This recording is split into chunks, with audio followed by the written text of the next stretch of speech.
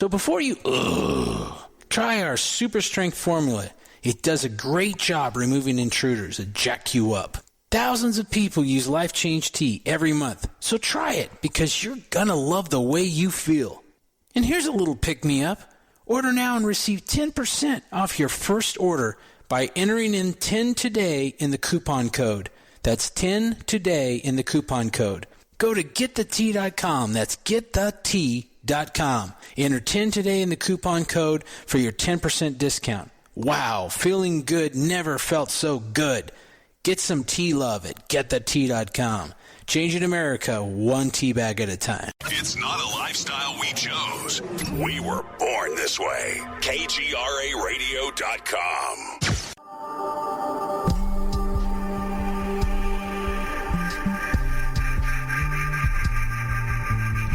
There are stories that connect us to ourselves and each other. These stories reveal who we are and show us the many vivid, wild colors of our truth. Welcome to Soul Wanderings, where we raise spiritual awareness and foster connections through these shared stories and personal experiences. And now, exclusively on KGRA Radio, I give you your host for Soul Wanderings Radio. Here's AJ.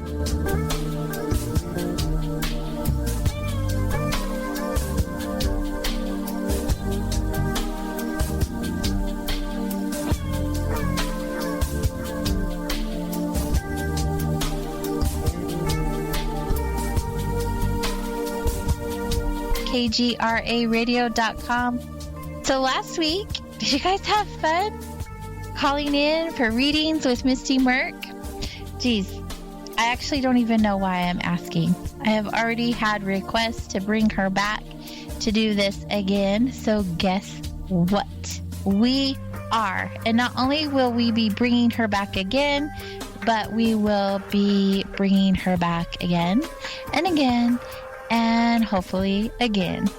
The new year is promising, my friends. Soul Wandering is leveling up, and we'll be having some new engaging shows for you.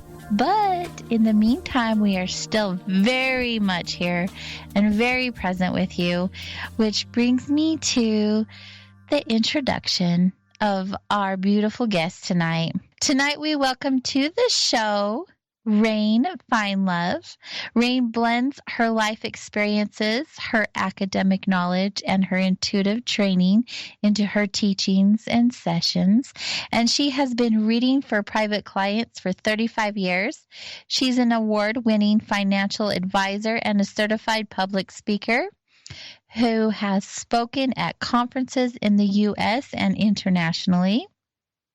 Rain has also studied and trained under 12 master teachers in Sedona, Arizona, and California for quantum healing, breathwork, astrology, and a bunch of other things I know nothing about, so I can't wait to get to know.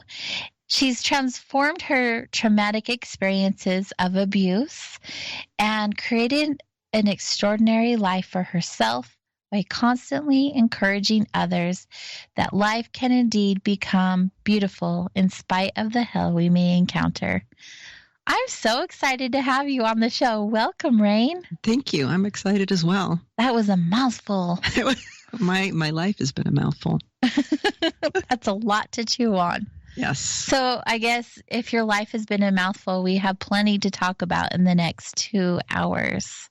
Yeah, I am extremely fortunate. Most people would look at the experiences that I encountered early in life and would maybe think, how could you not end up being a drug addict or an alcoholic or have your life turn upside down? You know, how did I manage to do all of these things that I've done in my life instead of just shutting down and hiding?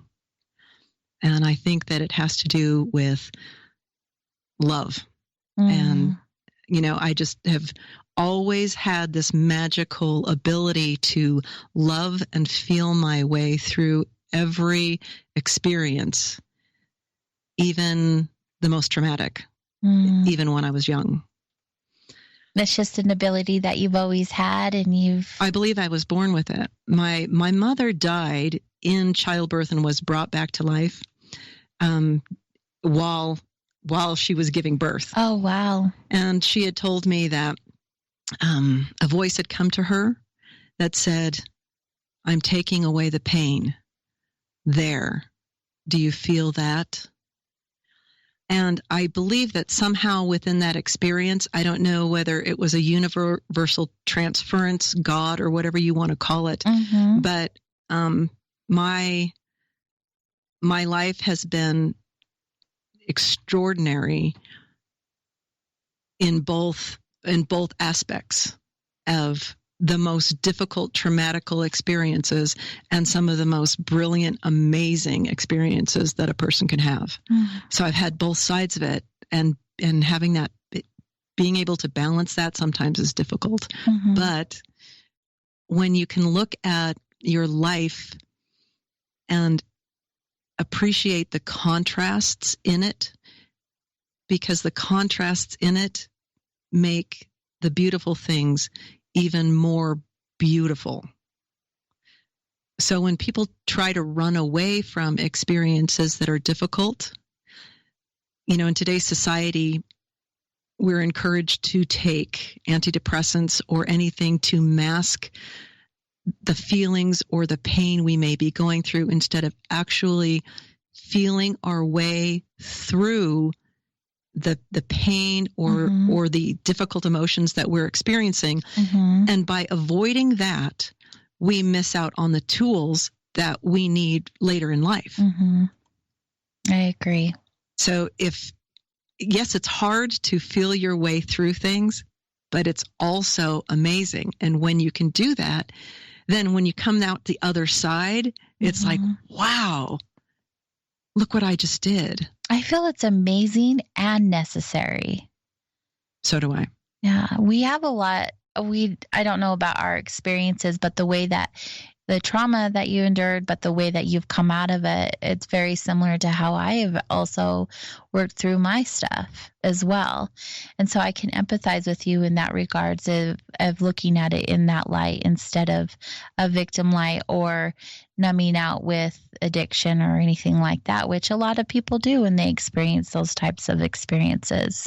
Right. And I'm not being judgmental. Right. Because I think that society actually encourages us, in our human experience, to avoid feeling and also avoid love. And I think that that's probably one of my biggest frustrations today is the almost vilification of the feeling of love. It's like we're supposed to avoid it at all costs. Right. Fear it. Completely fear it. Right. Because it's scary. You know why it's scary? Because to love, you have to be vulnerable, right? And you have to be willing to find a way to trust. And you can't trust unless both sides are willing to open up and be vulnerable. And what I found is that we're constantly building walls. Oh, I'm not going to show anything about me until you show something about you. Right. So it ends up being a contest, and we miss out on connection. Right.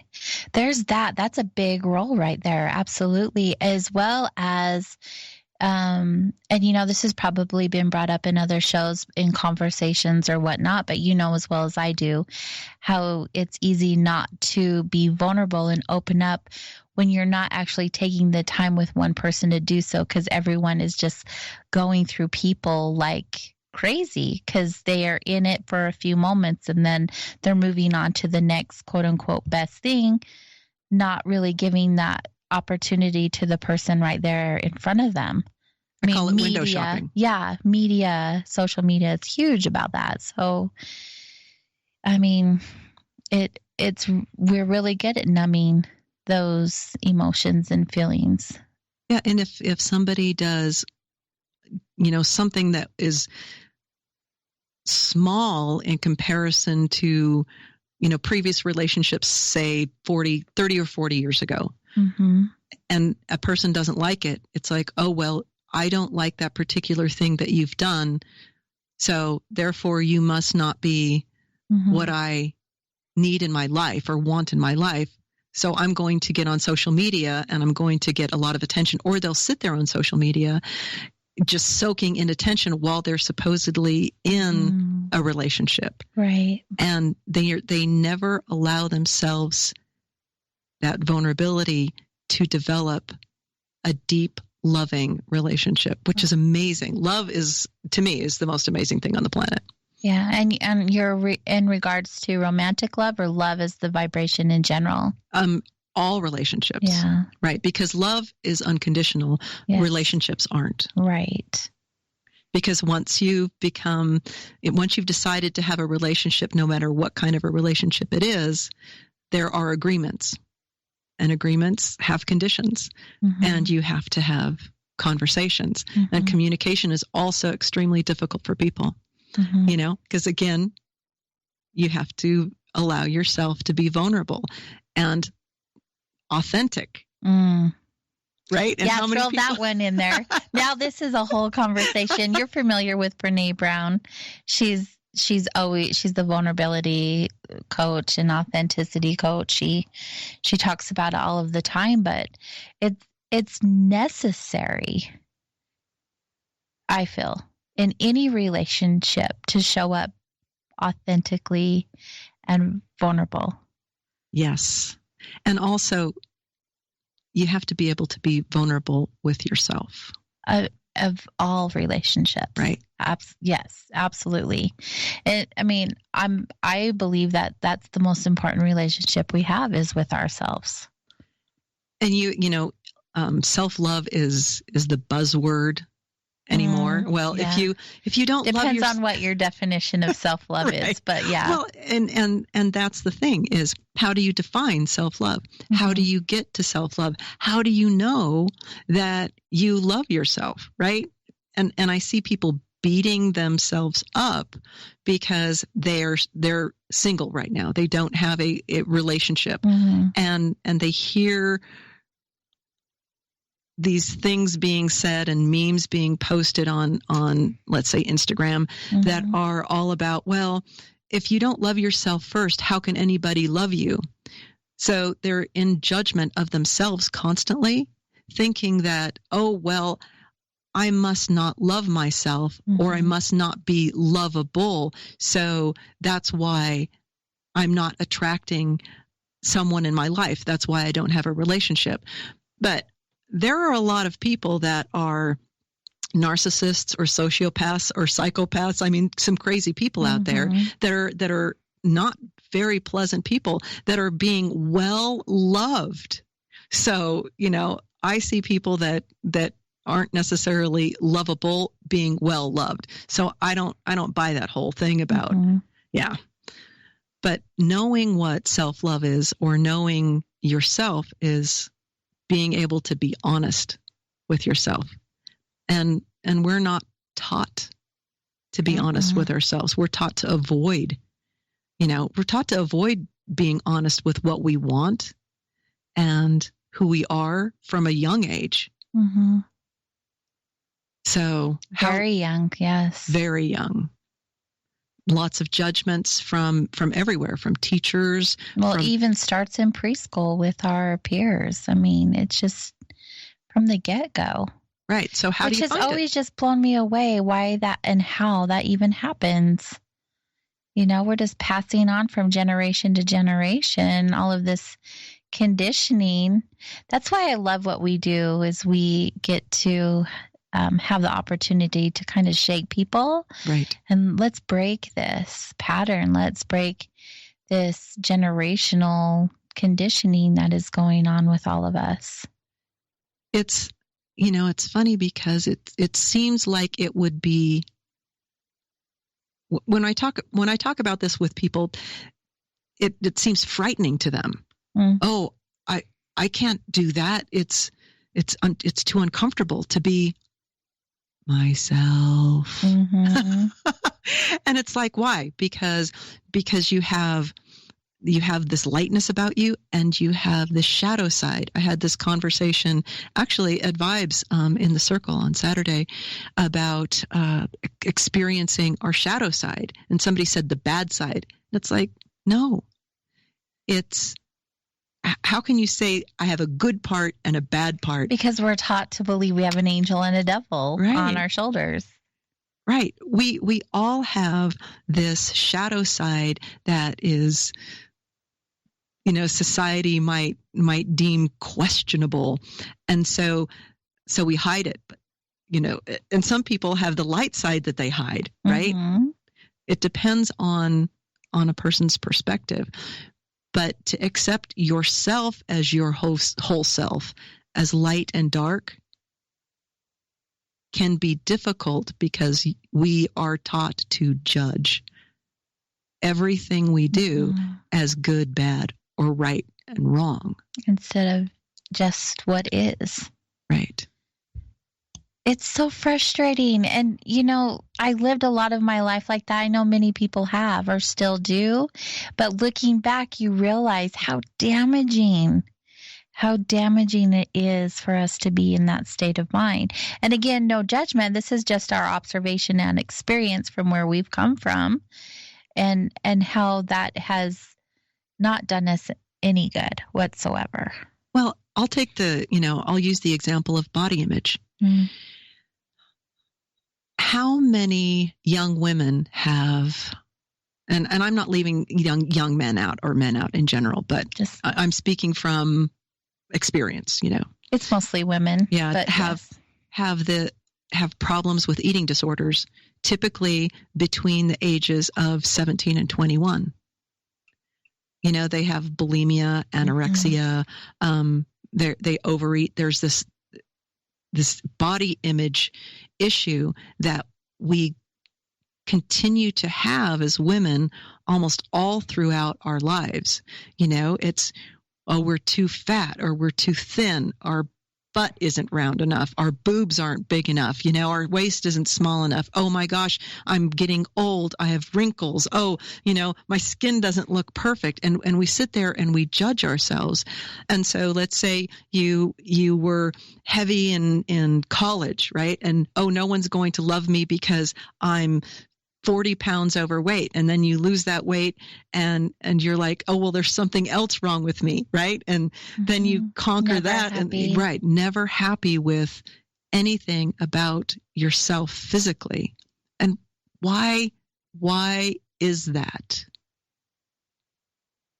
It's a good question. I think that's all an individual response.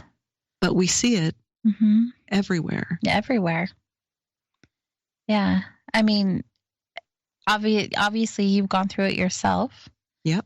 I mean, you're only human. I know I've gone through it myself.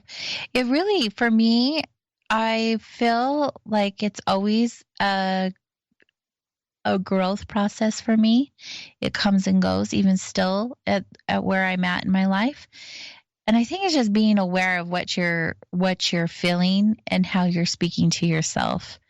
How you're really taking care of yourself when you're feeling that way, if it's negative towards the way you're looking or feeling. And because your mind is such a powerful tool. It is. And you can change that vibration just by changing the thoughts in your head. And also, one thing that I realized when I've gone through fluctuations is that we protect ourselves, right? Oh, yeah. And so... And I will talk to clients and I will say, you're self-protecting, and it's okay to be okay with that right now and just let it be what it is. And when you're ready, you'll be ready to adjust that. Right. And most people don't really grasp that because they're always chasing. It's like trying to chase a relationship, always chasing everything, instead of asking yourself a different question that's more empowering. What's this about? What is this really about? What's the lesson to learn here? Right.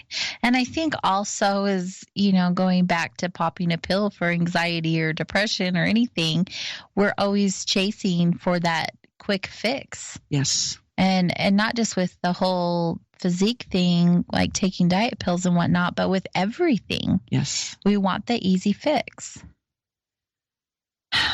We don't want to work on our stuff. And there are a lot of things for most people to work on. I'm going to touch a little bit on the abuse side, because I come across so many people that have experienced different kinds of abuse in their life, right? Sexual abuse. We had the Me Too movement, and there was a lot of controversy around that. So people stopped talking about it, but it was almost like it created victimization as being a good thing to stand and be a victim.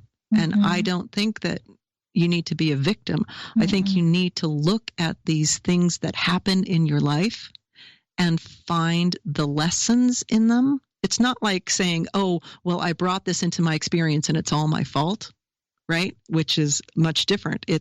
This is my experience, and what can I learn from this that I can take out into the world and turn my life into something amazing. So we'll talk a little bit, more about the depth of that. Or I'd like to talk a little bit more in depth about verbal abuse and sexual abuse, etc., when we have a chance. All right. We're actually going to head into a break right now. So when we get back, that would actually be a really good place to start.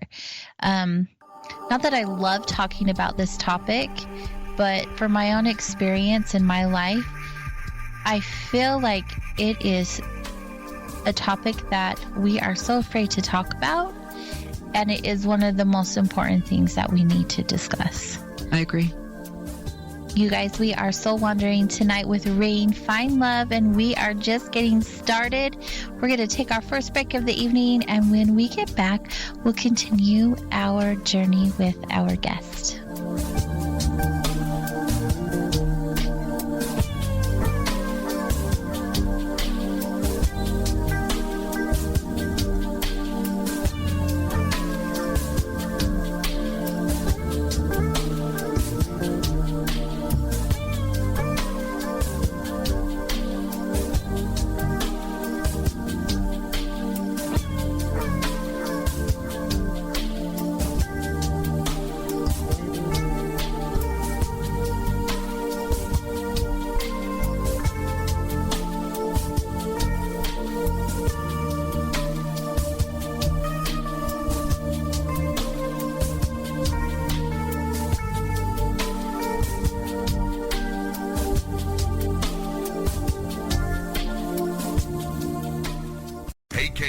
Fans and conference goers, the first big event of 2020 is all set. Join the KJRE crew in Big Bear Lake, California this January for Alien Snowfest 3. Go to aliensnowfest.com right now. See the lineup and get in on the October special for only $79. Go to aliensnowfest.com right now. $79 gets you a full weekend pass, but it's only for October, so get there now. aliensnowfest.com.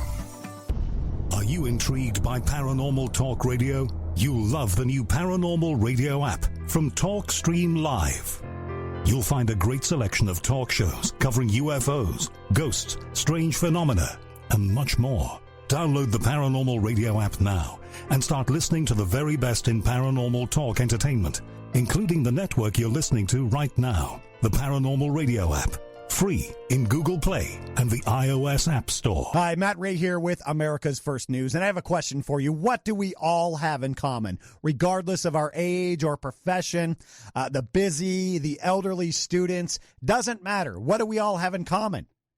Stress, right? Stress causes anxiety in our lives, and we are susceptible to memory issues from time to time, too. So why not guard against both? Guard against the effects of chronic stress and improve your memory with one supplement, Calm and Clever. Ingredients help enhance memory and retain new information, while other ingredients reduce stress by maintaining healthy levels of the stress hormone cortisol. Calm and Clever was created by scientist Kurt Hendricks, a principal investigator in 2 NIH funded studies on Alzheimer's disease. Sharpen your mind and feel calm and centered. Try Calm and Clever. Go to calmandclever.com. Enter the promo code radio for $5 off. Again, calmandclever.com. Enter the promo code radio for $5 off. Nancy Vernon here with Ozark Mountain Publishing, coming to you from the Ozark Mountains of Northwest Arkansas. We are a publisher of New Age, metaphysical, spiritual, nonfiction books, as well as digital downloads, DVDs, and audiobooks. This is also the home of all of Dolores Cannon's titles. The company was founded in 1992 and has been bringing to you a varied selection of titles covering many different subjects. This year, we have added a new imprint to our company, Big Sandy Press. They will be publishing titles from the genres of historical fiction and nonfiction, paranormal fiction, and more. So be sure to visit our website, ozarkmt.com, and explore all the new and exciting authors and titles coming your way. For more information about Ozark Mountain Publishing or their events, call 800-935-0045. That's 800-935-0045. Or visit their website at ozarkmt.com. That's ozarkmt.com. Your alternative talk radio contact, The Planet, KGRAradio.com.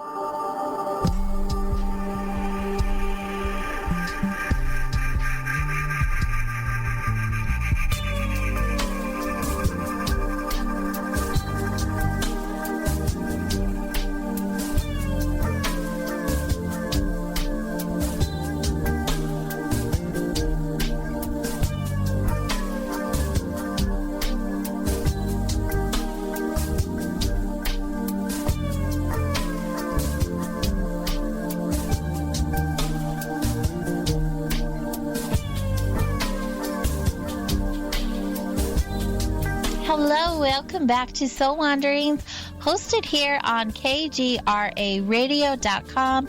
We are here wandering with our guest, Rain Finelove, this evening. Almost said this morning. Whew, it's been a long day.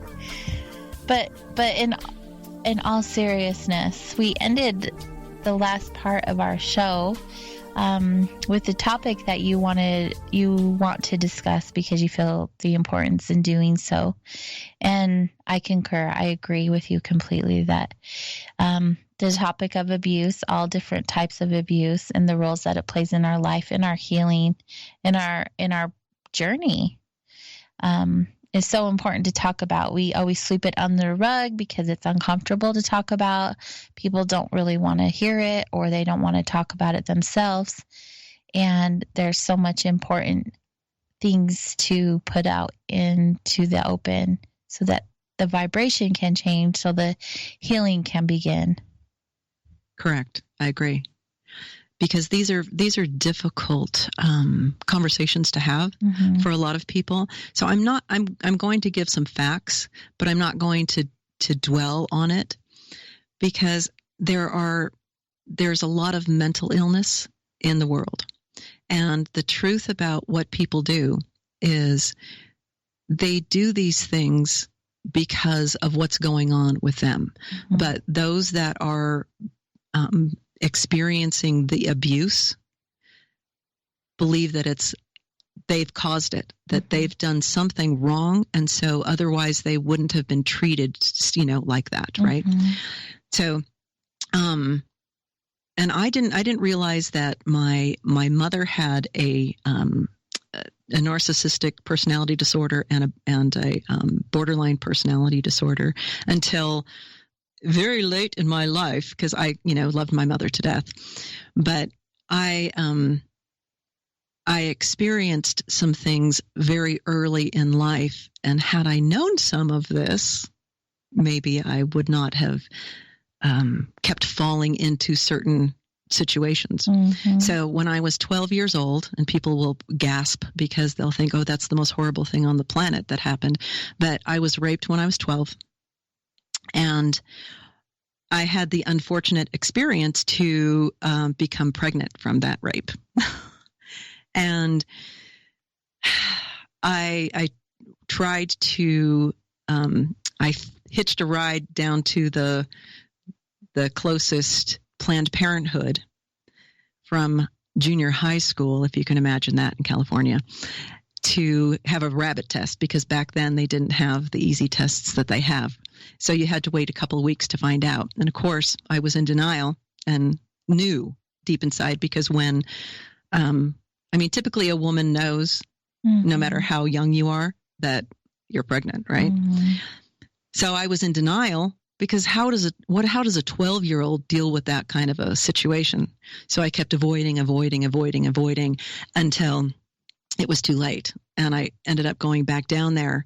And instead of being able to, quote, quote, solve the problem, there's a lot of people that will not agree with what happened in my life. But that's why we're here. We're here to talk about people's judgments, because it's not there for other people to judge, right?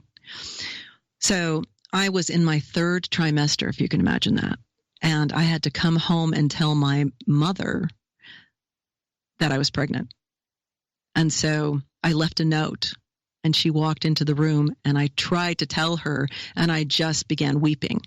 And she said, "Oh, don't tell me you're pregnant," because it was actually obvious. Third trimester, she was probably the one in denial, right? And she just started, yelling and screaming, and it was quite a situation. Well, she planned everything out, and I ended up going down to downtown LA because I'm the child, right? And I had to go through those picket lines because I had no choice in the matter, right? And I went to a clinic that it was probably one of the worst experiences that anybody could possibly have.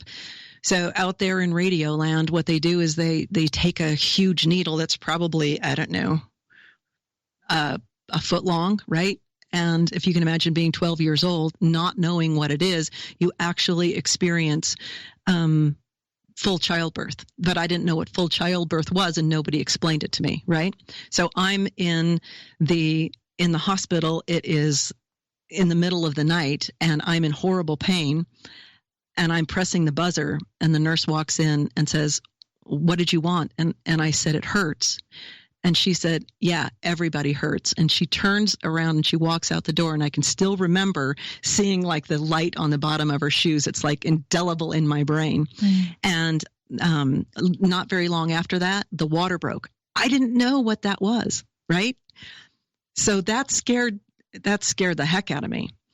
And I'm pressing the buzzer more, and they come in, and then it was a cacophony, right? And my mother came in the morning, and she acted all concerned, and I said, "You don't have to worry. It's all over." Unfortunately, she disbanded the family at that point and sent my sisters and my brother someplace else, and she sent me to Utah.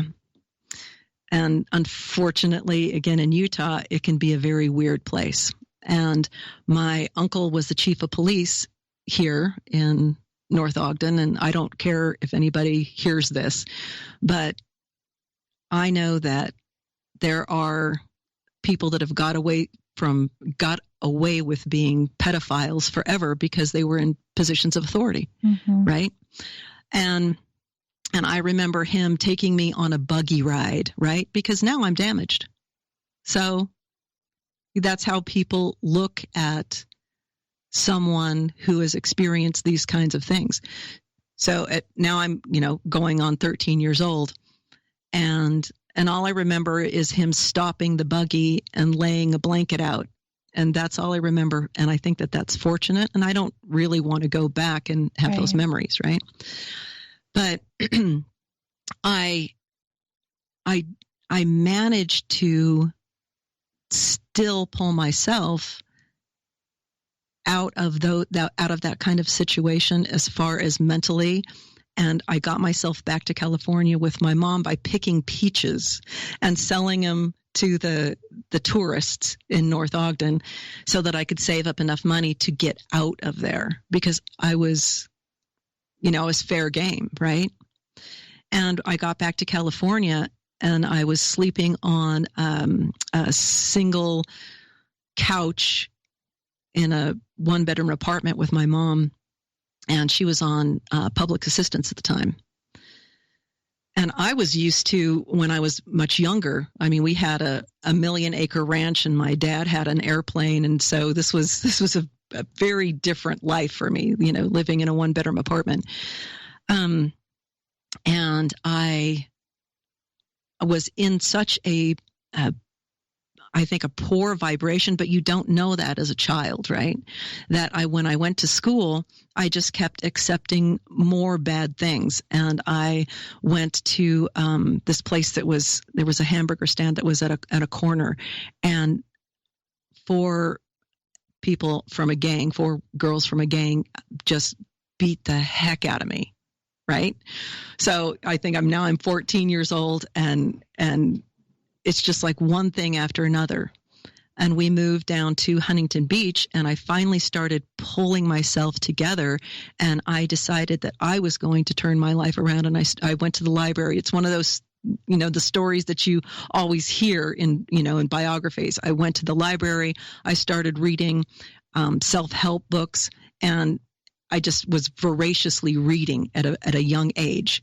And I graduated with the highest honors at the school, but not even anybody in my family recognized the fact that I had done this 180 in my life all by myself. And I started working, and I started going to college, and I'm proud of me at this point, right? I'm feeling empowered, and I wanted to learn public speaking. So I had this professor who, and believe it or not, when I first started public speaking, I whispered, right? I was really, it's like, oh my gosh. And I'm not like that now. Whispered because you were scared? Yeah, I was nervous. Yeah, I was nervous. And I was like most people, they don't want to get up in front of a crowd. They'd rather die, right? Right. And now I'm a ham. But he said, I'm having a workshop to help those that are having difficulty in class. And I believed him. The workshop was at his house. So I ended up in another situation. And the unfortunate thing about that is we have a tendency to blame ourselves, even though we're learning and we're on this journey, and we're starting to understand that it might be about somebody else and not about us. But I went from being really slim to I probably put on, 50 pounds, because I didn't want anybody to see me like that anymore. I equated being victimized, being looked at like that by how I looked, being pretty, right? So I didn't want to be pretty anymore. I didn't want to have that attention called to me. So I gained all that weight. And I see a lot of women doing that to themselves after they've had any kind of sexual abuse, because they don't want to call the attention to themselves. And it's interesting because, men look at it very differently. And I'm not saying there's anything wrong with the way men look at women, because the truth is that women want to be desired, but they don't want to be, typically they don't want to be, go ahead, you were going to say something. Respectfully desired. Yes, exactly. There's a difference. Yes. And when I bring these things up, men will get offended because it's like, well, I guess it's bad that I look at a woman, or I guess women don't want to have me think they're pretty. And it's like, no, there is a way to do it that is exactly that. Yeah. That is respectful. Right. But I want to go back to what you were saying, how when you gained weight so that you wouldn't be looked at the same way. Mm-hmm. I know a lot of women do that. We talked about that during the break, that's a thing. But also, I'm not sure why women feel like that is a shield for them, because they still are who they are, or they're still in the situations that they're in. And I don't think weight necessarily has anything to do with that. But for some reason, that is a thing.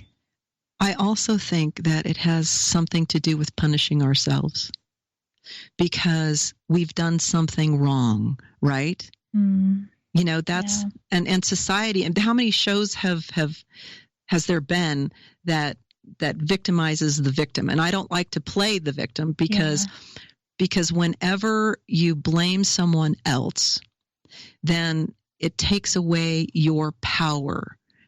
And it took me a while to really understand that.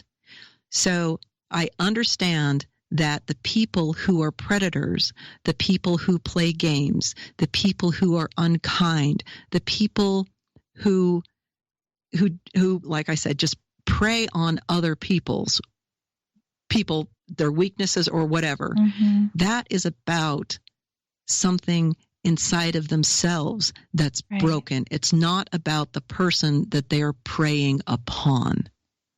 Right. But you don't know that in the moment. Right. You know what I mean? Because you're not looking at it that way. That's the frustrating thing about being the victim, is that in the moment you just see it as that. You're not understanding that it isn't you. It has nothing to do with you.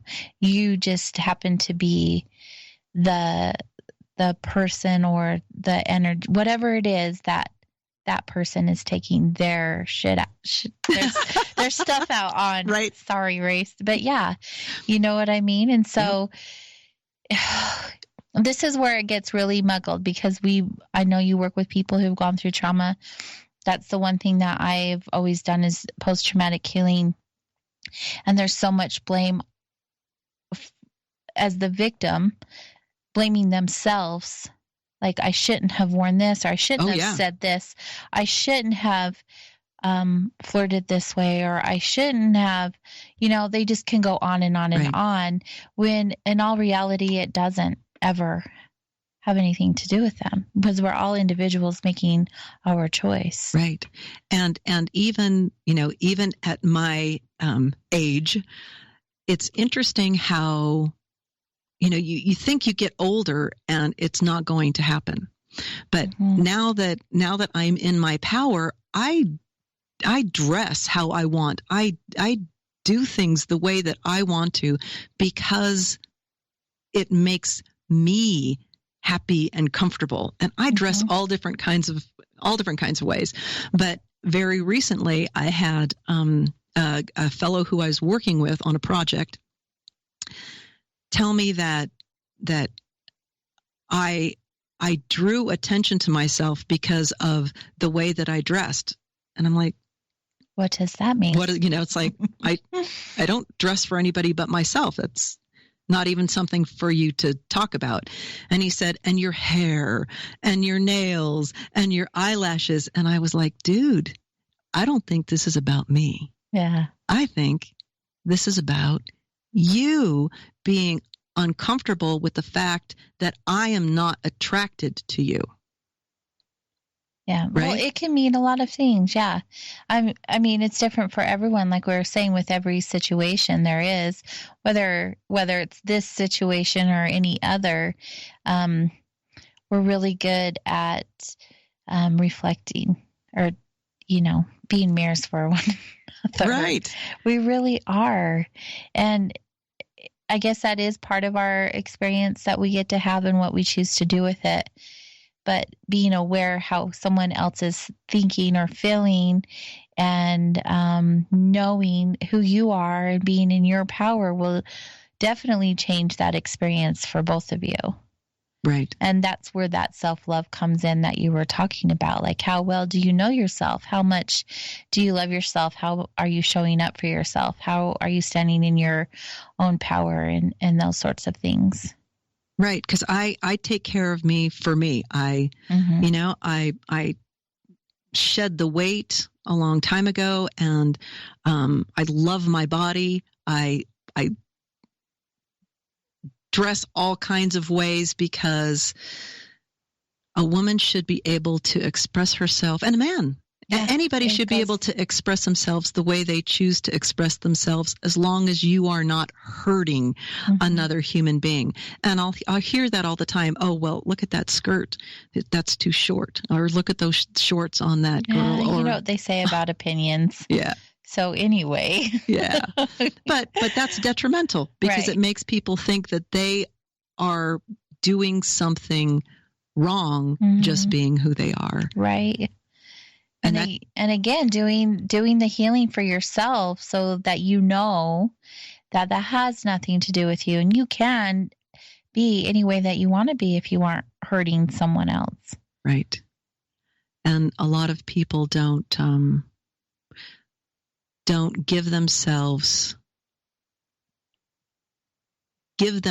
their power, that gift of their power back once they've been, quote, I hate to even use the word victim, because to me it takes away a person's power, right? But what do you refer to it as then? Right, exactly. I can't find a better word, so I'm hoping that somebody comes up with a better word. No one can see when I do the air quotes, but I do air quotes when I say victim, because I'm the same way. Yeah, I mean, with my personal experience, people will look at it like, "Oh, poor you." Yeah. They'll bring up the victim terminology, and with how much work I've done, honestly, I never looked at it as a victim anymore. And I mean, of course, at one point in my life, I was that victim because I didn't know better.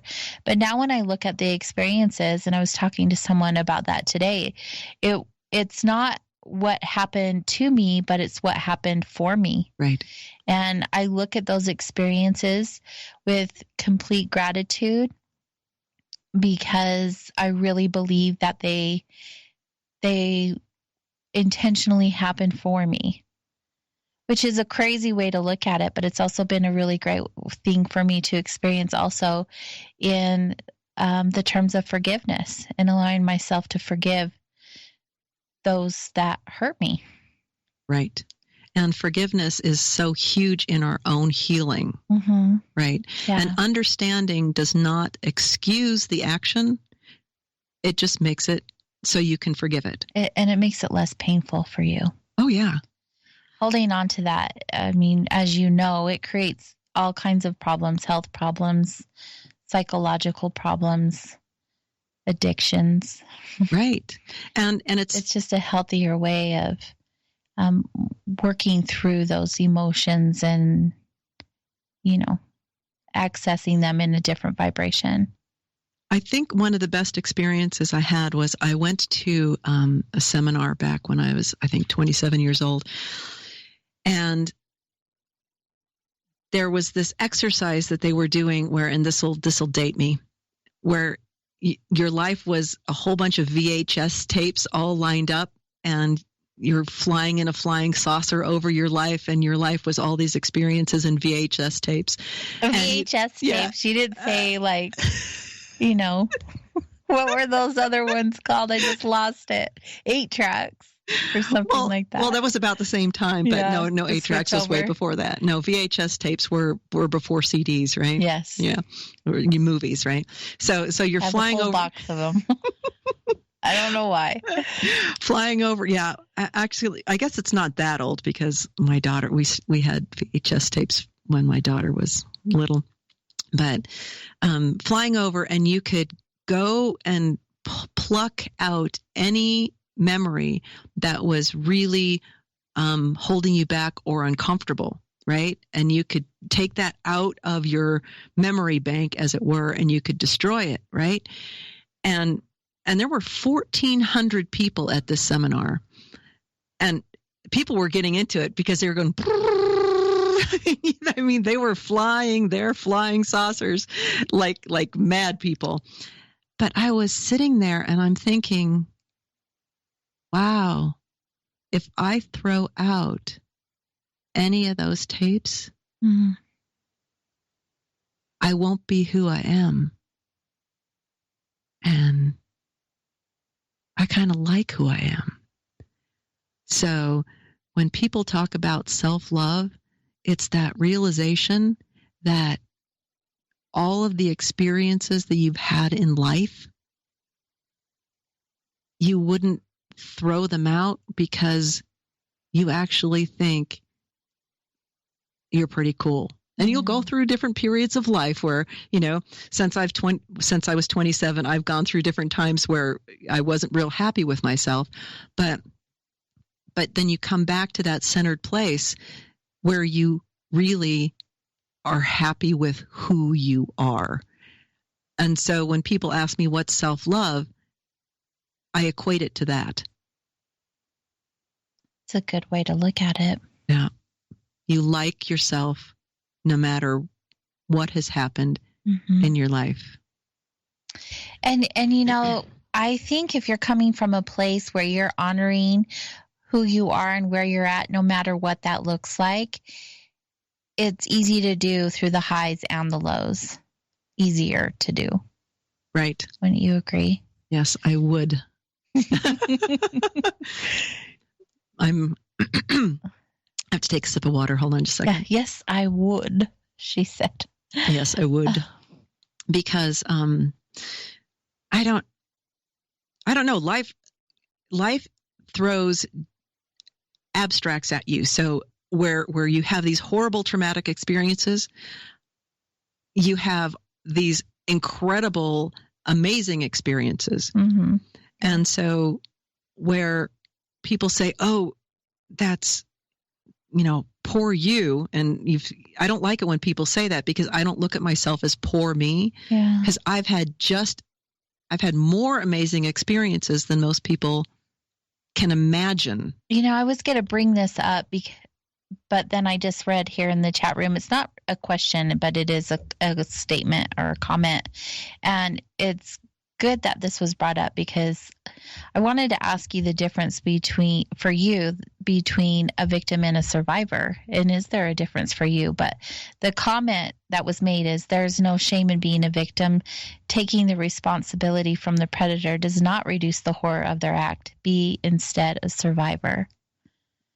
Do you look at it as anything different or the same, or? I just think I have amazing courage. Yeah. And that's why I don't necessarily like the terminology victim or survivor or those kinds of things. I don't know. For me, anybody can call whatever they're comfortable with. Mm-hmm. But for me, I just know that I have a tremendous amount of courage. Right. That all this has made me an extremely courageous human being. Right. And I love that. Yeah, that's beautiful. Yes. And to me, that's surviving. You survive something that's horrific several times, and that makes you a survivor. And in being a survivor, it did take courage, I feel. It's just terminology. Yeah. It's what people are comfortable with. Right. Exactly. Good point. And thank you for sharing, Blue. You guys are listening to Soul Wanderings on KGRAradio.com. We're going to take a quick break, and we'll return shortly to continue our wandering with our guest, Rain Finelove.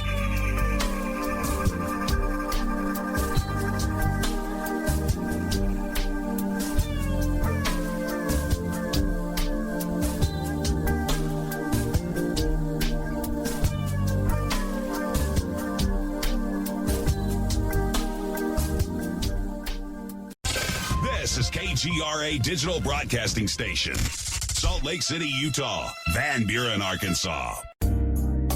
Hi, it's AJ from Vibes, Mind, Body, Spirit. Have you been searching for unique items to create or add to your sacred space? What about tools for your holistic healing, or those one-of-a-kind magical ingredients to manifest your desires? Well, look no more, because Vibes has a variety of items to assist you in your spiritual journey. From crystals to candles, incense to books, tapestries to jewelry, OnlineVibes.com has what you're seeking. We even have some thoughtful and mindful gifts to share with your friends and family too. Visit us at OnlineVibes.com from the comfort of your home, or give us a call at 385-244-1099 to have your order beautifully packaged and sent directly to you or a loved one. And right now, take advantage of the coupon code KGRA at checkout to receive 15% off any order. Remember, online, VIBEC.com.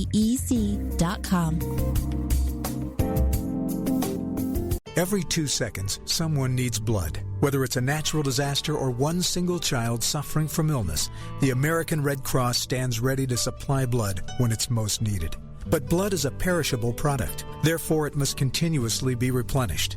You can safely donate blood every 56 days. The need is constant and patients are waiting. Call your American Red Cross at 1-800-GIVE-LIFE to schedule your life-saving appointment. Please give blood today. Patients are depending on you. Hey, is that a new music app? Yeah, check it out. Surfer Music Discovery. It links to thousands of online stations, but the twist is you see the song names and artists that are now playing live. That's different. No guessing. Looks like a waterfall of music. So many formats. Rock, oldies, country, R&B, jazz, and a whole lot more. How's that spelled? Surfer. S-U-R-F-R. Is it expensive? It's free. No need to sign up or sign in. Get the Surfer Music app free from Google Play or the App Store.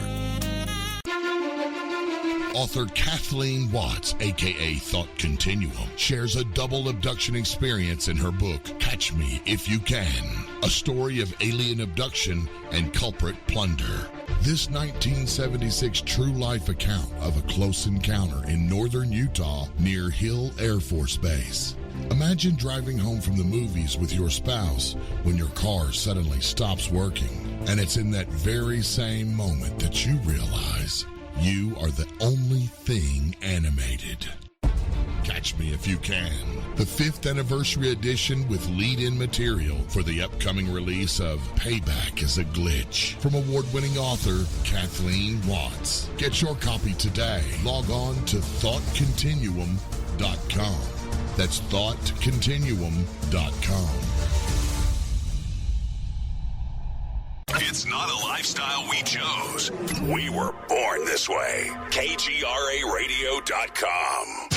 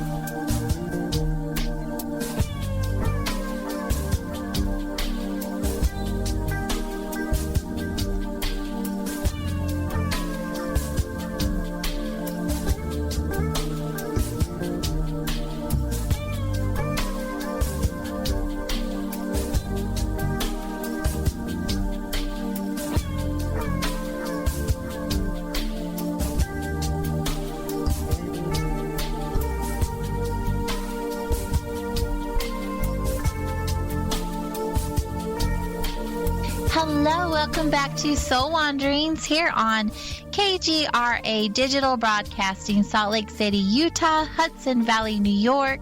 You can find Soul Wanderings here as well as other platforms for your convenience like Spreaker, iTunes, iHeartRadio, just to name a few. But you can also find more on the official KGRA radio on YouTube. That's where all the latest show archives are being held. But wherever you guys are joining us from, as always, it's wonderful to have you here. Thank you for wandering with us this evening. We are going into the second half of our show. If you have any questions for our guests, make sure you guys are in the chat room at kgraradio.com/chat. I'll grab them, type them in caps so I can get them quickly. Tonight we are wandering with our guest, Rain Finelove. And speaking of questions, we got one during the commercial break from Blue. He wants to know, how have you learned to deal with the trauma, both the physical and the psychological? It's interesting because I don't, I believe that I was born with a gift. That was what I talked about when I actually came into this world, because while I tried to protect myself by gaining weight, I think I kind of pushed it out of my mind, and I haven't tried to relive the trauma, and I don't live in trauma. What I've done in my life is that I look at the situations that I come across that cause me difficulty or cause me pain, and I start asking what I want my life to be like, and I start forming my life to be a better, just better and better and better. So instead of going back and thinking about trauma or living in trauma and holding that as part of it, I've felt my way through it. So and again, I don't want this to ever come across as a judgment, because some people need to, they need to have medication to get through some things. They need tons of counseling to get through things. Yeah. You need to do whatever you need to do to get yourself through it. So everyone has their own way of handling it. Personally, I would use goals, and I would start working in directions towards something that I wanted, and I would just let it be where it needed to be, which is in the background. It's part of what formed me, and it made me open to understand a tremendous amount about human nature. It caused me to start studying and expanding my mind. So when you said, AJ, that these things come into your life, you can look at it one of two ways. You can either pull yourself in and become cynical and repressed and just, kind of like knot yourself up into a ball and build walls, or you can look at it as this experience is something that can be expansive to me. And that's what it was. It was expansive to me. So I started to study more and more things. It opened me up spiritually. It opened me up as a human being in general. And I have created an amazing life. A lot of people say, oh, you're living the dream, and most people would not ever have thought that I've been through anything. They look at me today and they're like, wow, she's got everything. She lives a charmed life. They have no clue, because I don't need to have that define me. It doesn't define me. Right. I left it with the person or the people that did those things to me. That's not my garbage or my poison to carry around. Right. Yeah. Great answer. I agree. And I know I keep bringing it up with me, but I think it's important that we all talk about it openly. And that's what got me into this whole spiritual lifestyle to begin with, was the trauma and abuse that I had gone through most of my life. And so, it's important to talk about. It's important to get out there. And for me, how you're explaining your response right there, I looked at it as not a coping mechanism to get through it, but more like a safety mechanism or safety net around me, because it made me feel more safe, forgiving them and allowing them to have their garbage and not taking it as my own, because I don't know if it's empowerment for myself or courage for myself or strength or whatever that looked like, but it was something. It gave me something to hope for and to believe that it wasn't my garbage, that it didn't have anything to do with me. And either way that you do it, if you're doing it in a healthy way, as healthy as possible, not numbing out on an addiction or anything. I mean, again, some people will do that and then come out on the other side of it. I just hope that that's the case for a lot of people, because a lot of people lose their life that way because they just cannot deal with the hurt and the trauma that they endured. And no matter how you do it, I just hope that whoever has experienced anything like this, any kind of trauma, any kind of abuse, anything that was so substantial, in this regards, that they can come out of the other end of it loving themselves and knowing that it wasn't their fault and it had nothing to do with them. They just happened to be a person of circumstance in that experience for someone else. Well, and unfortunately, in the, quote, quote, spiritual community or woo-woo world, you'll hear a lot of people say, oh, well, what caused that to come into your vibration? Oh. You caused that. And yeah. Anyways. Yeah. I and have it's a like, really hard time with that. Yeah. What was the lesson you were supposed to learn? Yeah, no. Well, you can learn lessons from these things. You can, but you didn't attract that into your awareness because your vibration was such, right? Right. Yeah. So I was 12 years old and I was suddenly vibrating in no. That's not the way it worked. At 12 years old, you're like, do. Yeah, no. Yeah. So I'm not going to accept those things or that garbage. Yeah. It's just a lot of propaganda to me. Yeah. And we don't need that. No. So, well, let's move on from all of that. That's a good idea. First, I do want to thank you for having the courage to speak up about it and share your experiences with the world. Yes. I know not only did what you went through and coming out of it took great courage to get where you are, but it also takes courage to share it every time that you do. So to let people know that it's okay and they can get through it and they can create an amazing life. Thank you. Yeah.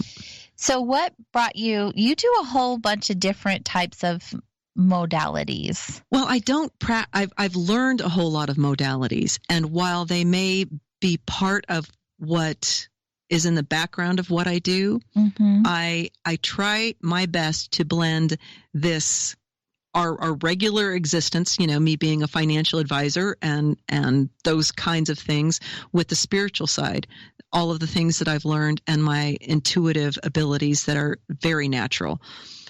For a while, I had to excuse myself from the regular world, from the, from really hitting it hard as a financial advisor, because I was hitting it hard.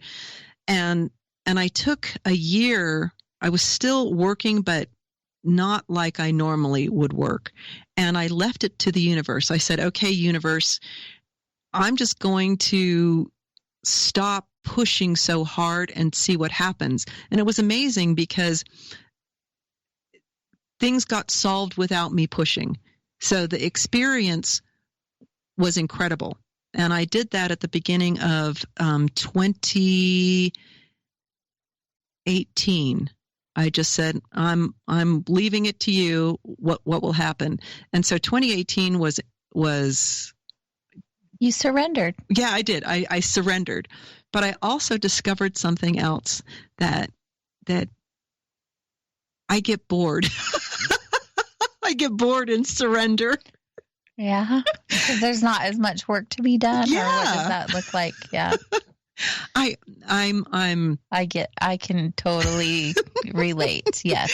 And I'm just not one of these people that wants to sit around and meditate all the time. And I have friends that love to do that and that works for them, but that's not my path. That's not my journey. My path and my journey is to blend it. And so, during the day, I am the intuitive financial advisor, and in the evenings and weekends, I work with people on and off.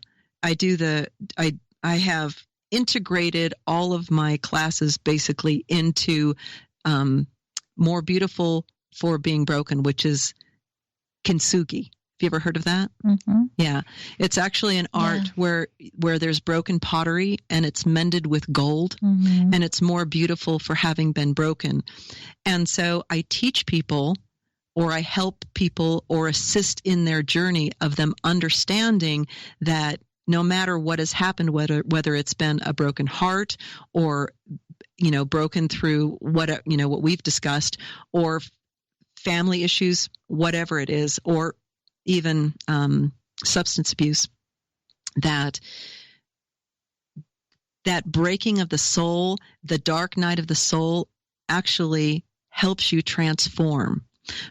But no one can fix you. No one can tear, and I'll use a metaphor that's been probably worn out. But if I walked up and opened your cocoon up, your wings would not get strong enough. And back before I, started the spiritual side of my journey, which was about 10 years ago, I just started working more so on the spiritual side. I tried to fix people, and I learned that their wings would not get strong enough. Right. So now I assist them in learning for themselves, and I help teach them both sides. The things in this world that we need to survive, which are very, they're your financial stuff. I mean, you need to know how to spend your money. You need to know how to save your money. You need to know how to budget, those things that are extremely boring. But if you don't learn some basic life skills, you're going to mess up all over the place, right? So I combine that with learning your spiritual side. And by pulling... Which is so crazy because they're at two different ends of the spectrum. Well, I'm a Libra, so, so I balance it out. But if you're all spiritual... I have seen so many spiritual people or people who said, and again, I'm not judging because it works great for some people, but they'll suddenly have a kind of an awakening, and they'll look at their life, they'll look at their job, and they're like, I'm no longer being fulfilled, or their family, and they're like, I'm no longer being fulfilled. I have to run away from everything. Well, I guess it worked great for Buddha. But, it doesn't necessarily work for everybody. I have seen people become homeless.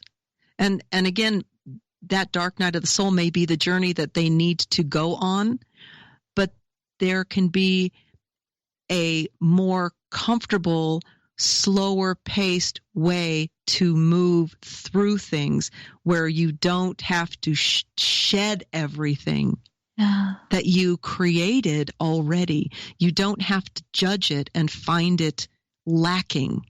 You can look at it and help it transform. Now, you can't make someone transform with you like in a relationship, but you can give it an opportunity. Right.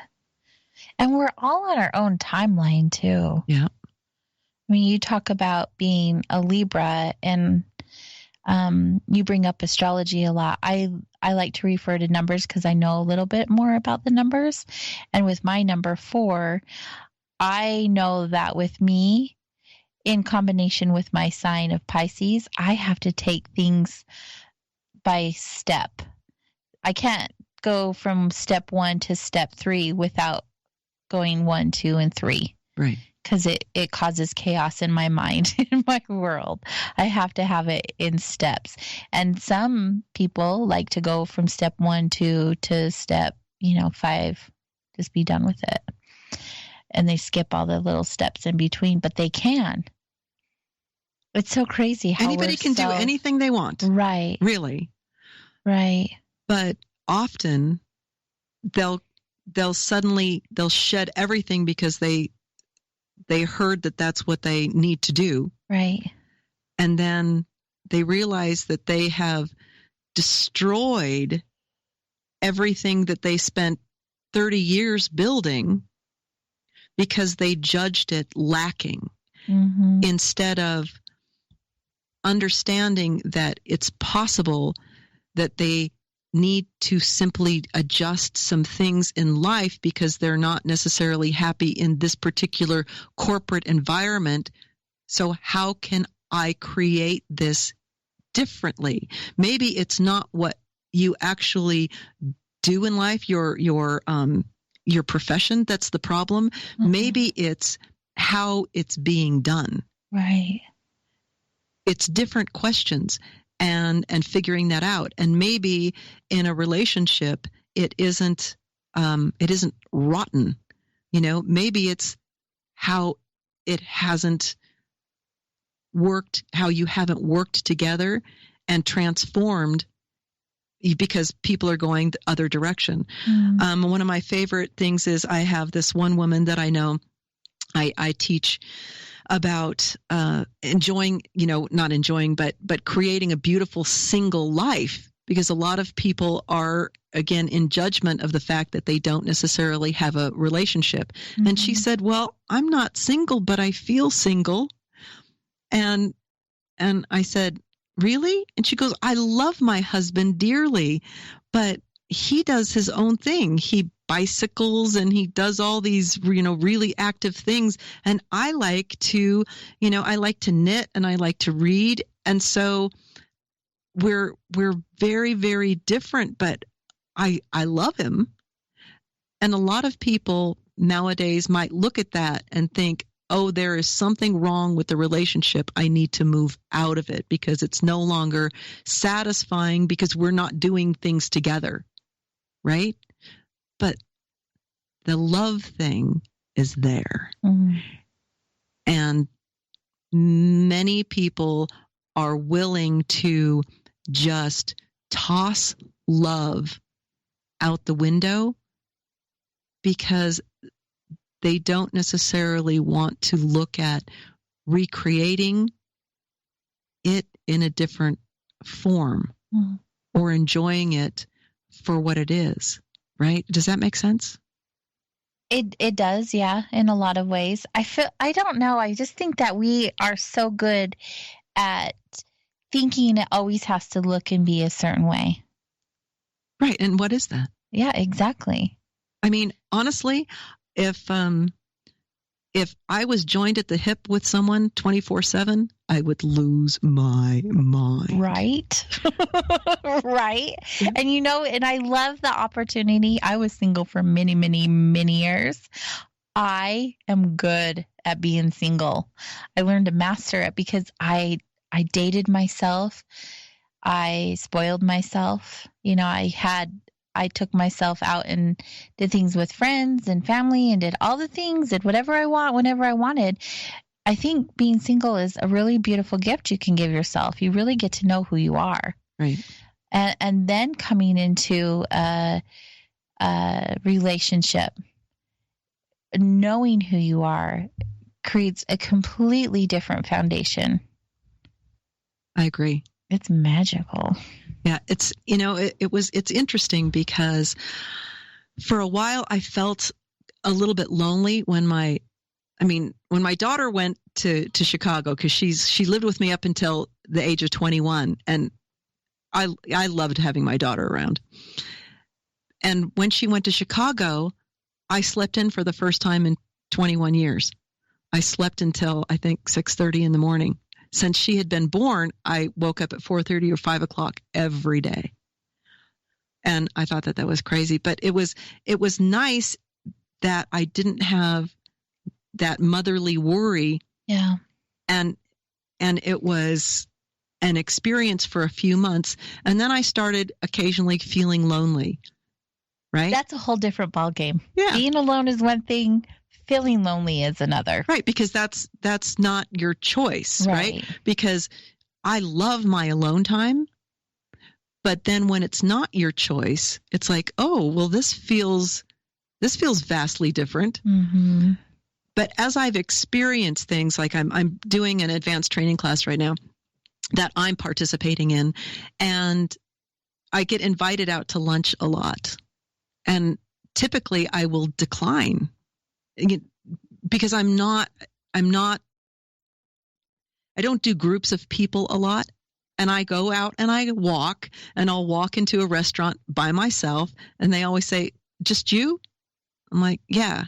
So where most people will gather together and they'll go out in groups, I excuse myself and I'll go for a walk and I'll go eat lunch alone, right? Same. I do that same thing. And I realized, no, I'm not really feeling lonely. I'm just particular about who I spend my time with now, right? I've become very selective. I like to vibe with people, and maybe that happens with age. You get more selective. Or experience. Yeah. It could be either one, I guess. But your time becomes more valuable. And I do like my alone time, but I appreciate the people that are in my life more than I ever have. And I think that that's also interesting. So I used to have people around me all the time. And now I'm alone most of the time.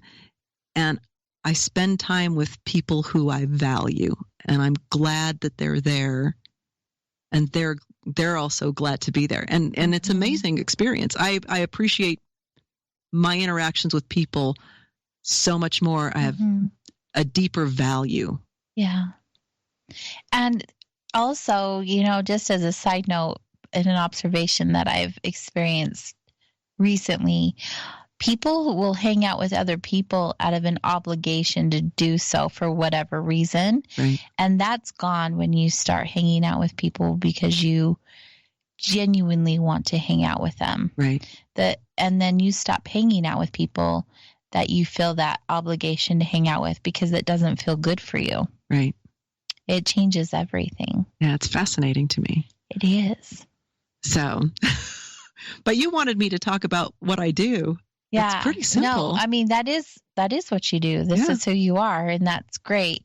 And not necessarily like we don't need to talk about all of the things that you've been certified in unless you want to. No, that's boring. But I really like the life experiences. This is about journey stories, but it's interesting to me how much you have learned through your spiritual journey, not just your life experiences, but the spiritual aspect of it, which is how you and I met I met Rain through Vibes, if anyone's wondering. She now teaches that Vibes. And so you're teaching, you taught about the single life and things like that. And now you're teaching the other class that you were referring to, but you have been certified in all of these other amazing things. But I do want to talk about like twin flame and soulmates because that's not a topic we have talked about in a long time. And I know you know a lot about it. You were teaching a class on it. And I think people are interested and fascinated by it. And whether they believe it or not, I know people ask a lot of questions about it. Twin flames, I'll have people say, I can't wait till I meet my twin flame. And I have to tell them, are you sure? Are you sure? Yeah. Let's leave it at that because I just realized what time it was. We're going to take our last break of the show. And when we get back, I want to get into that because people are like, oh, my twin flame. And you're like, I'm so sorry. I'm so sorry this is happening for you. We'll be right back, you guys.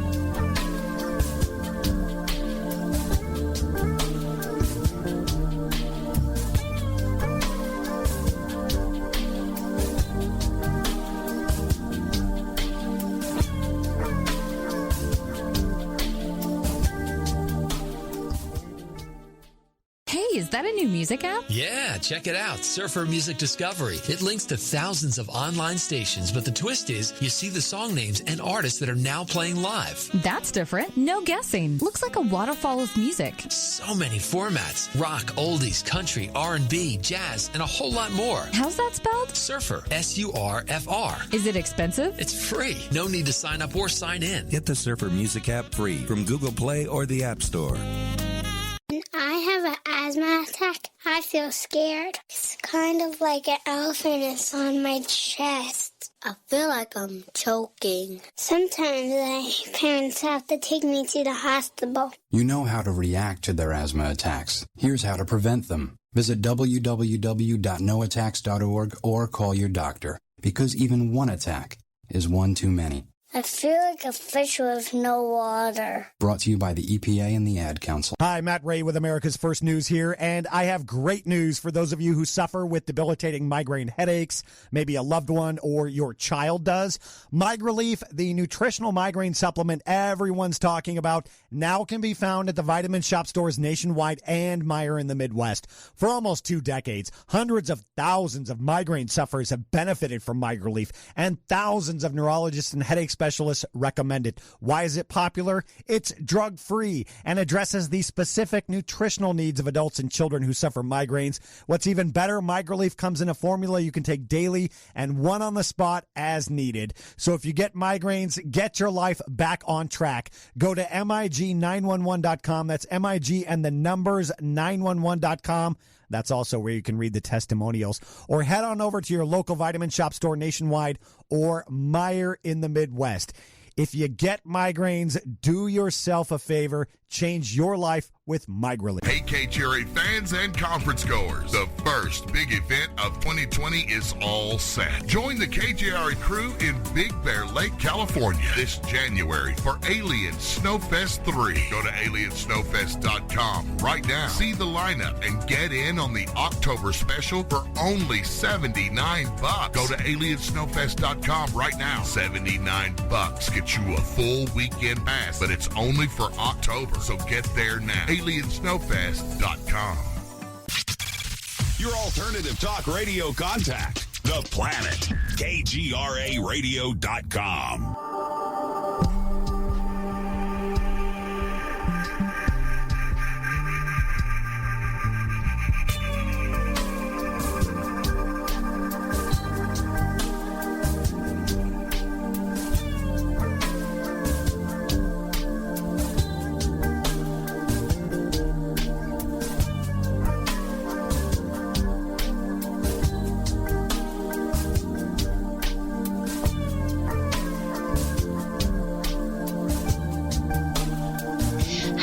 Welcome back to Soul Wanderings. I'm AJ Rasmussen, your host, and tonight we are wandering with Rain Finelove, and I like to say fine love. Rain Finelove. That's good. And I love your license plate, by the way. Yeah, I'm noticeable. Yes, you are. Very few people around town have that car with that, and nobody has that license plate. Well, yeah, I'd hope not. So I brought up twin flames and soulmate relationships before the break, and we were like, twin flames, yikes, run for the hills. Well, you don't have to run for the hills. The thing is that a lot of people mistake what a twin flame is because they're looking for this sudden feeling of, and you do. It is extreme love. It is a connection that is instantaneous. You know, people talk about love at first sight. I mean, love at first, the first time you hear the person, it can be a picture and you just know. And the first time I saw mine, I was like, oh, no. No. And I was like, no, I've got to go the other direction. I just knew. I knew the minute that I saw his picture that it was going to be a problem of the best kind and the worst kind. Yeah. And so what a twin flame is, and if you can imagine a soul that has ascended to a point where there's pretty much not much left to learn, right? So like an egg, it splits, and you end up with 2 souls now, right? And if you can imagine yin and yang, so light with a little bit of darkness and dark with a little bit of light. That's the way I like to have people picture it because it's easy for them to do that, right?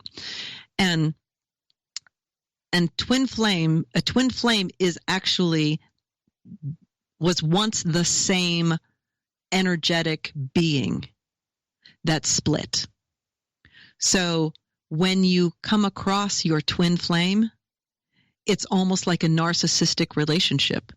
You recognize everything about that person because that person is you. And it's like, oh my gosh, right?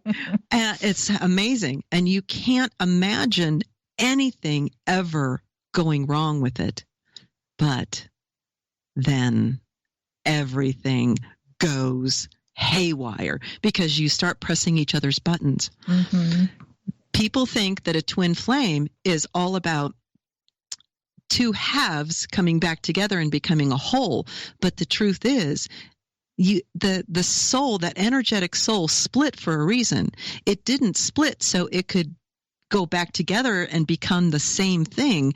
It split so it could transcend in and of itself and become more and whole in and of itself.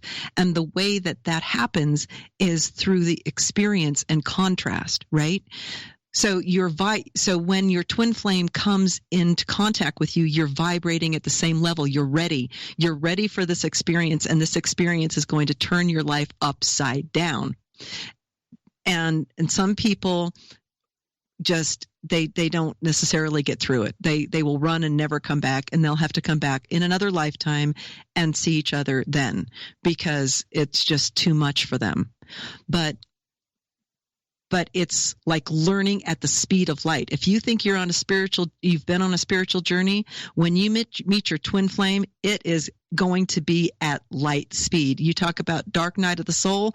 Some dark nights of the soul last for years.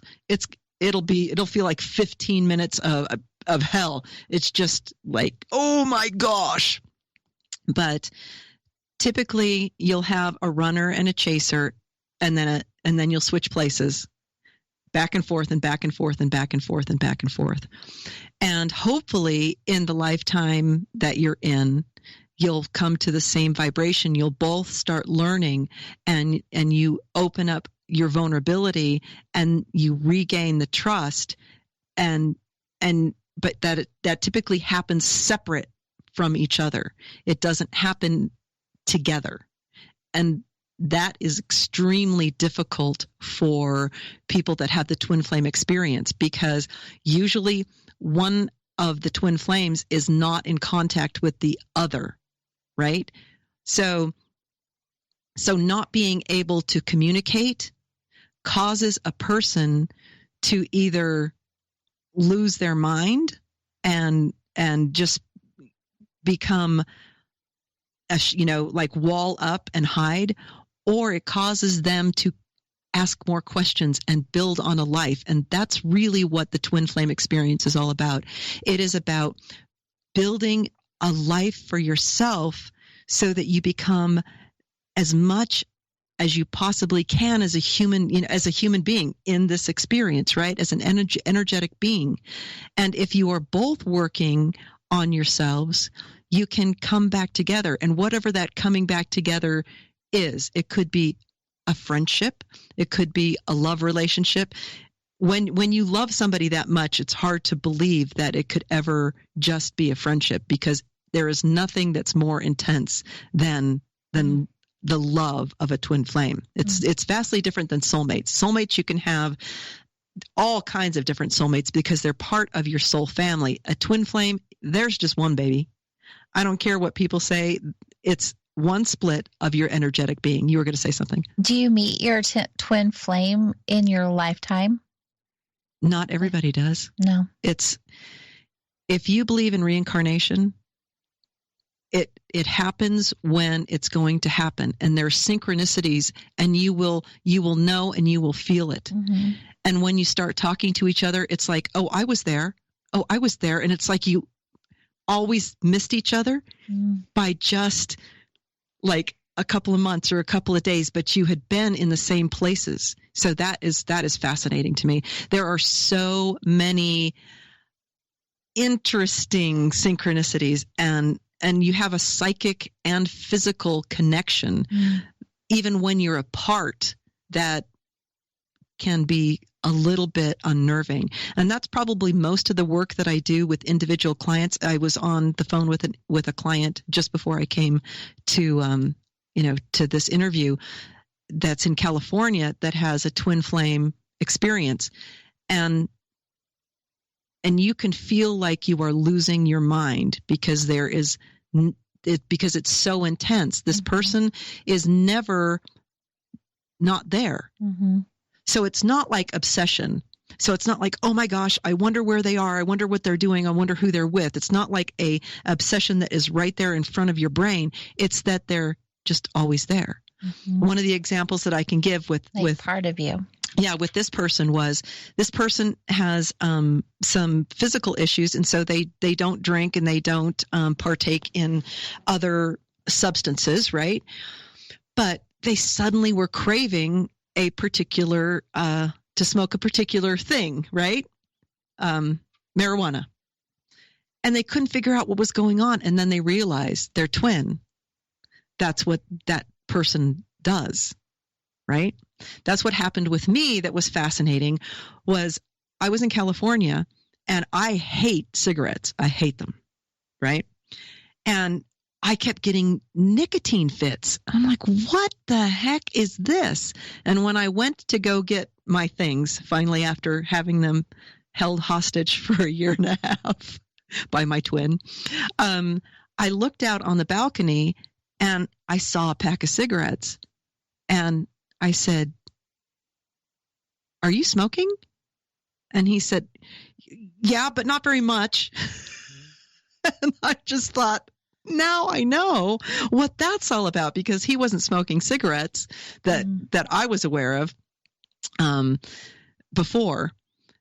And so why would somebody who hates cigarettes suddenly have nicotine fits and want to smoke a cigarette? Well, it's the twin flame connection. It's physiological. So that is fascinating to me that happens. But it a lot of people that have the twin flame experience, they will turn it into a lot of negative things. Like they'll think the person's a narcissist, or they'll try to find something wrong with the person so that they can get them away from themselves. When the truth is, it's about unconditional love. You just love them and you want them to become whole in their journey, right?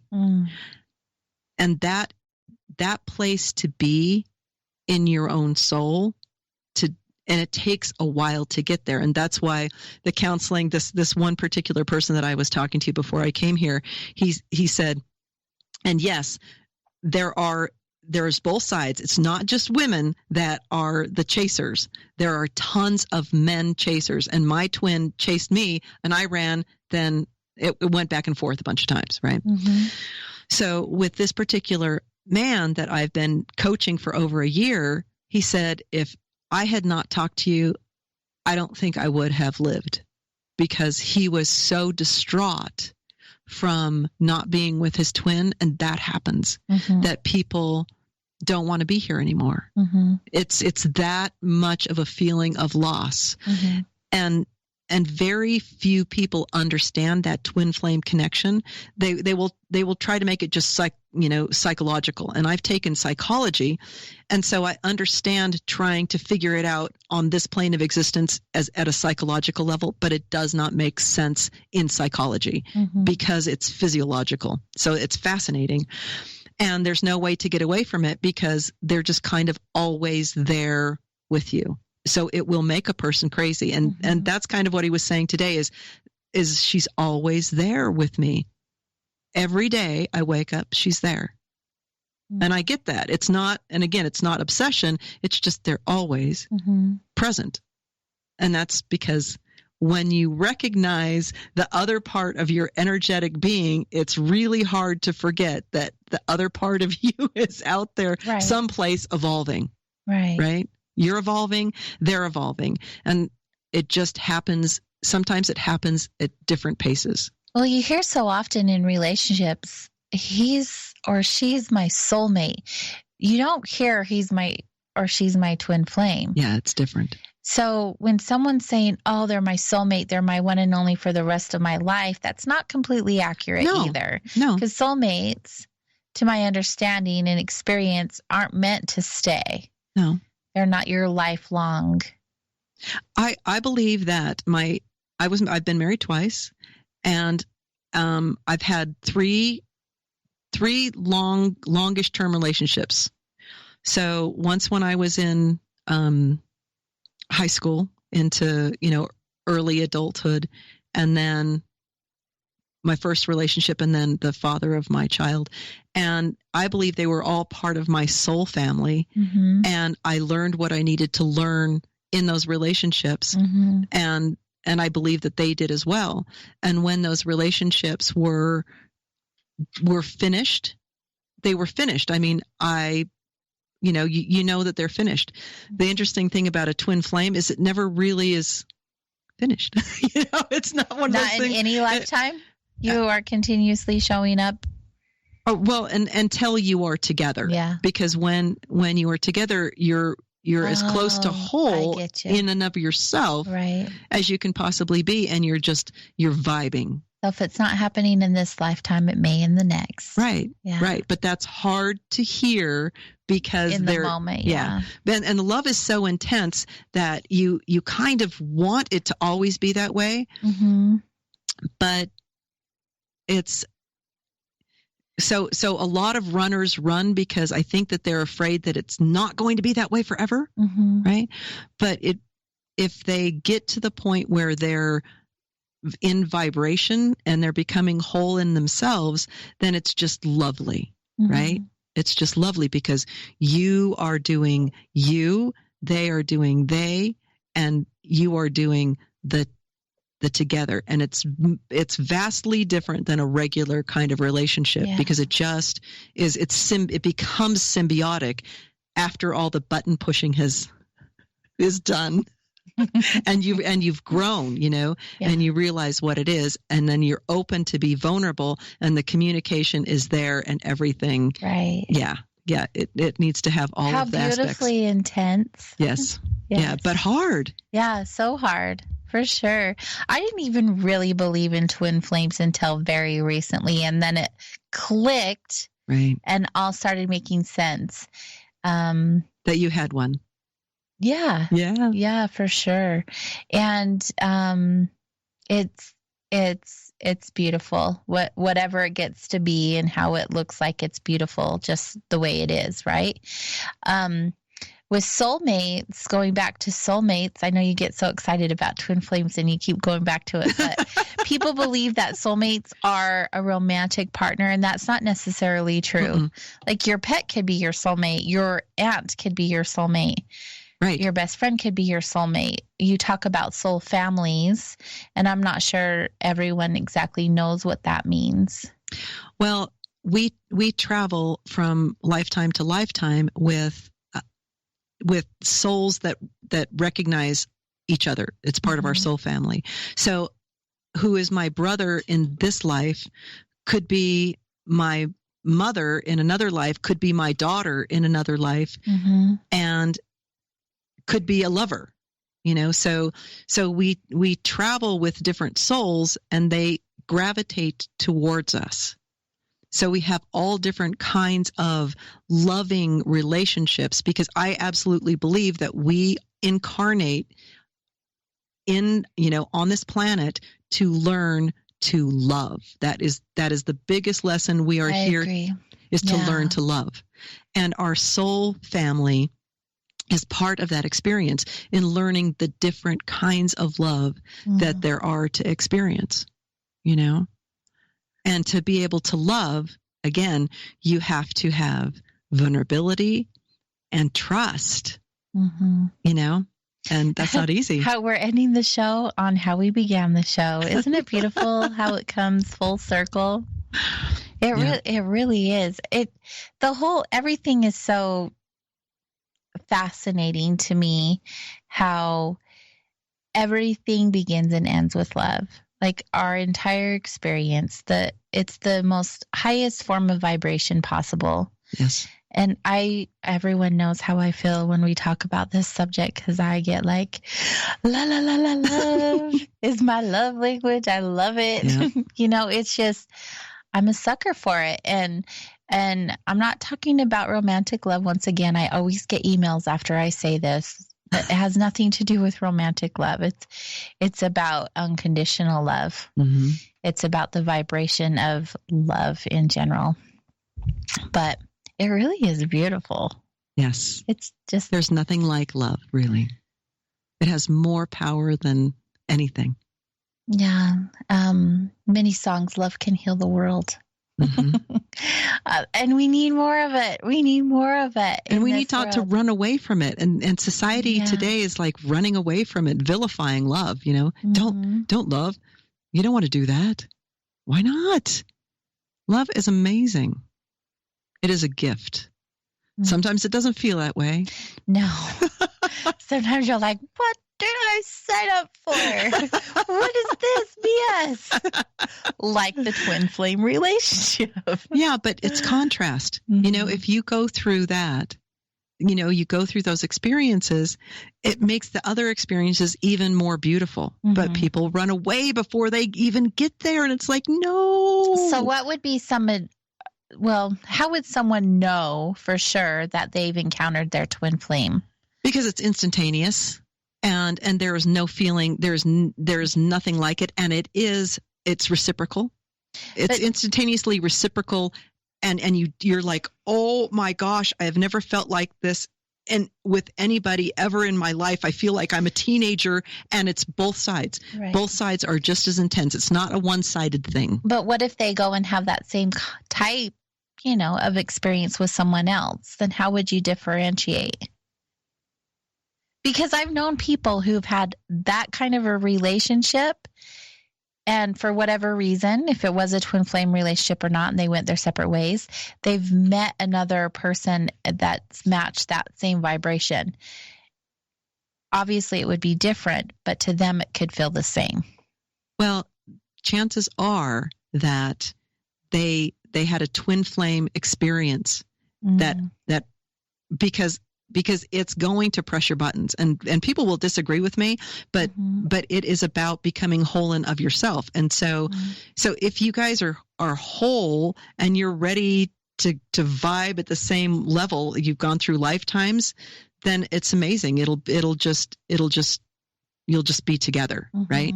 But if you meet and you split apart, it's because you are learning at the speed of light. And typically it's hard for another energy to come into that, right?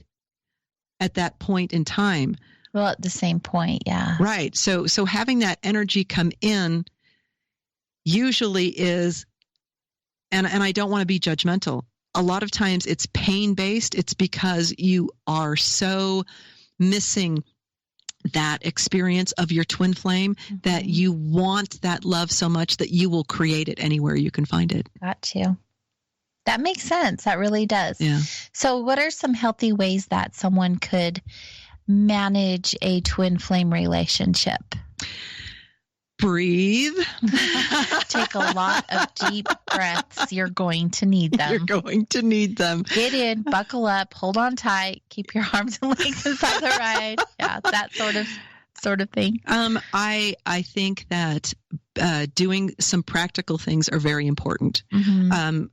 Having goals, looking at your life and realizing there are some things that you really want to create, and start little steps, because it's going to be hard to take big steps. You have to take little steps. Go for a lot of walks. Meditate. Grounding. Right. Yeah. Grounding. And don't talk to everybody about it, because people are not, just in general, people are going to think you're crazy. It's best to find. You feel like you're going crazy. You do. You feel like you are the one that feels like you're going crazy. And people will confirm, yes, you are losing your mind. You sound like you're crazy. Yeah. That's worked it out for you. Yeah. Yep. And so it's important to find a tribe that's like the Vibes tribe, okay?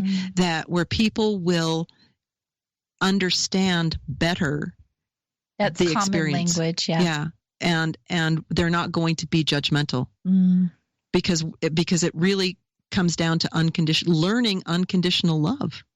There we go again. Yeah. There we go again. Back to that love. Right. And in society, there's very little unconditional love. Everything's conditional and materialistic, right? Yeah. Definitely more than not. Yeah.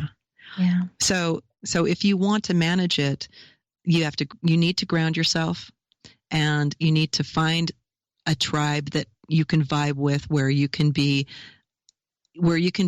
honest and authentic, and you don't feel like you're going to be judged. Yeah. It's so important to have a safe, non-judgmental space where you can be right that way. Because otherwise you'll just go inside yourself, and it's easy to fragment and be, Yeah. It is. It really is. And when you brought up Dark Night of the Soul, it's a lot of the similar feelings of crazy, the psychosis that goes on behind it. It feels a lot like that. So if anyone's wondering like what that feels like, it's definitely similar. But the whole point is to rise like a phoenix from the dark night of the soul. Yeah. So you become more beautiful. Again, now we're back to what I was talking about, more beautiful for having been broken. There you go. And you're going to be teaching a series on that. Starting the series Friday. So unfortunately, I know the show's heard, all over the place, not just in Little Ogden, Utah. So not a lot of people can attend. But trust me, you guys, we have some really cool things in the works in that regards. But for now, it is held in Ogden. However, if our listeners were interested in getting in contact with you, how could they do that? Well, they can message me on my Instagram, Rain Finelove. And I do have email, which is rainfinelove@gmail.com. Awesome. That's probably the easiest way to get in contact with me. The easiest and most efficient way. Well, this has been fun. It's been really neat hearing more about you. And laughing has been great medicine for me today. Thank you. Yep, absolutely. And I really, again, am thankful for your authenticity and vulnerability and sharing with us this evening. It's been my pleasure. Thank you, Rain. Again, another show that goes by way too fast. And here we are at the end of another Soul Wanderings. Thank you all for being here with us tonight. I love my wanders. If you guys are interested, you can find Soul Wanderings, all the social media links and things like that at soulwanderings.com. But of course, you'll want to make sure you're following KGRA Radio on all of the social media platforms, on Stellar, YouTube, Facebook. Make sure you guys are sharing with your friends and family, and let's always have these conversations that bring us closer together and bring awareness and all of those good things into our experiences.